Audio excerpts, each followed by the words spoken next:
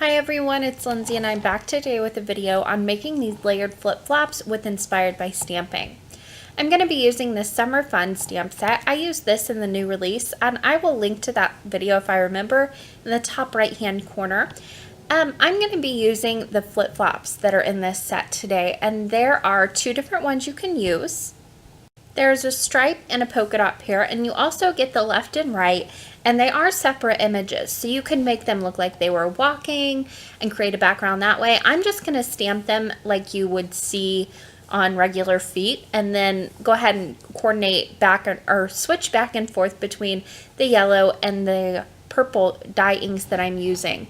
Now these are Memento Dewdrop ink pads. The purple is called Grape Jelly, and the yellow I believe is Dandelion. I'm not quite sure. I think it's Dandelion, but I'm going to just switch back and forth and then alternate as I go up the cardstock.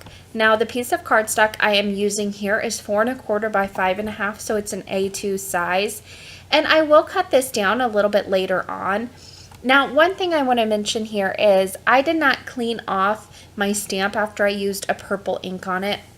And then I went in with my lighter ink pad, the yellow, and got some of that purple ink on my yellow ink pad. Now you can see what I had to do to fix that. If you ever do that in the future, just go ahead and stamp off your whole ink pad right onto a scrap piece of paper like I did there until you don't have any more purple ink on there, and that should take care of the problem. It's something I do quite a bit of when I'm not paying attention and I'm hurrying a little bit faster than I should be. So that's a quick and easy way to fix it, and you don't have to throw out your ink pad.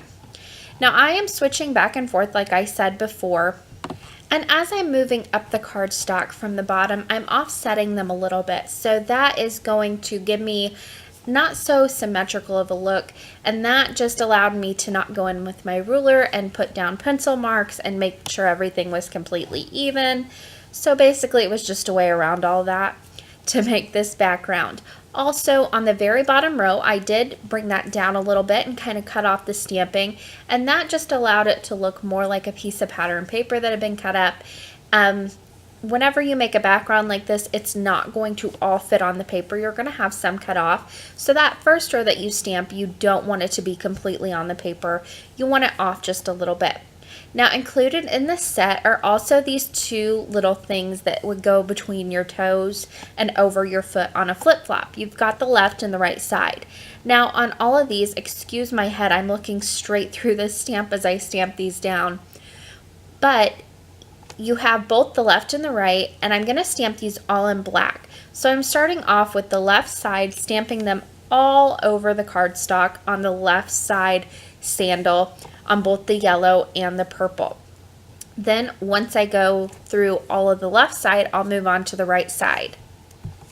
Now these are very easy to line up. Like I said before, I just looked straight through, and once I got a feel for it, it just kind of moved right along. The first few are kind of a little, you want to make sure you look straight through and line it up, but then as you get a feel for kind of where it needs to fall on this stamp, it's very simple to go through. Now, whenever you're doing this, if you're like me, your eyes can go a little cross-eyed when you're looking at all these flip-flops trying to get them stamped.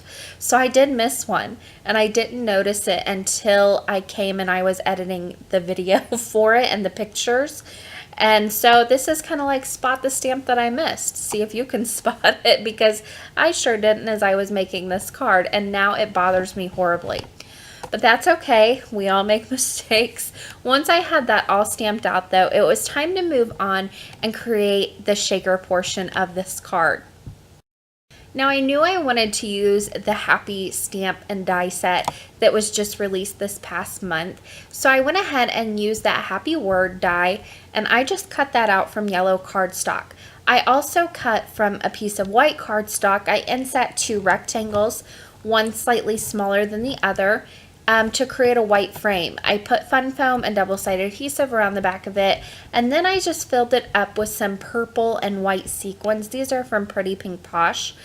They matched my ink, so that's what I went with. Of course, you could use just plain white sequins, you could use glitter, anything like that would be really fun. So once I had that all completed, I did go ahead and peel off the backing paper, and then I just kind of lined that up with my craft mat and I just overlay my paper right on top of that and line it up as well. Now I did cut down the sides just a little bit. I added a little bit of double-sided adhesive on the back of them, and then I'll just go ahead and apply 2 little black cardstock strips to the outside of this just to give it a little something more. I was feeling like it was looking a little plain, and also whenever I flipped it over, my little shaker frame was slightly off. So I went ahead and just decided to cut down the sides a little bit, make it nice and even, and then go ahead and add that black to give it a little something extra. Now once I had that black on, I went ahead and flipped over that happy word die, and I am just applying tiny little drops of adhesive to the back of that word die, and then I'll flip it over right on top of that shaker frame. Now I do have acetate over the front of that. I didn't show all that. I've shown how to make shaker cards many times on my channel, so if you want, you can go back through and see exactly how you would put a shaker card together. So once I had those little drops of adhesive, I went ahead and flipped that happy die back over, and I'll just place that right in the center of the frame, so it kind of looks like I've die cut that in there, but without all the work of positioning the die cut and doing selective die cutting. Now I did get a little bit of adhesive just around the edge of that. It kind of smooshed out. So I like to take my Quick Sticks tool and I just kind of scrape up the adhesive that has come out. I'll wipe it on a paper towel, or here I just kind of wiped it on my hand as I went along. And then I just placed an acrylic block over the top of that happy word die so it would dry nice and flat and adhere really well to that acetate.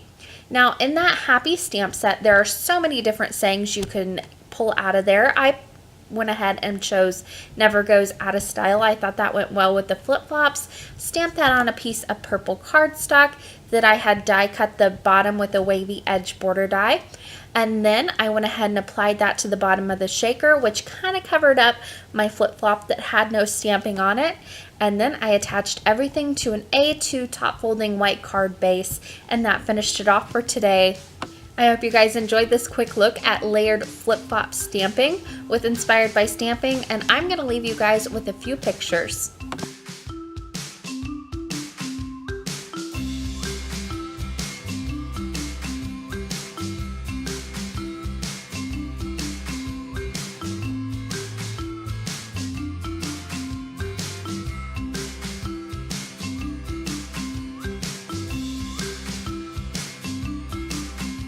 On the left side of your screen, you're going to see a few different links you can click on. The top will take you to a video you might enjoy watching next. The bottom left will take you to the supply list for this card, and the bottom right will subscribe you to my channel. Thank you guys so much for watching today, and happy crafting!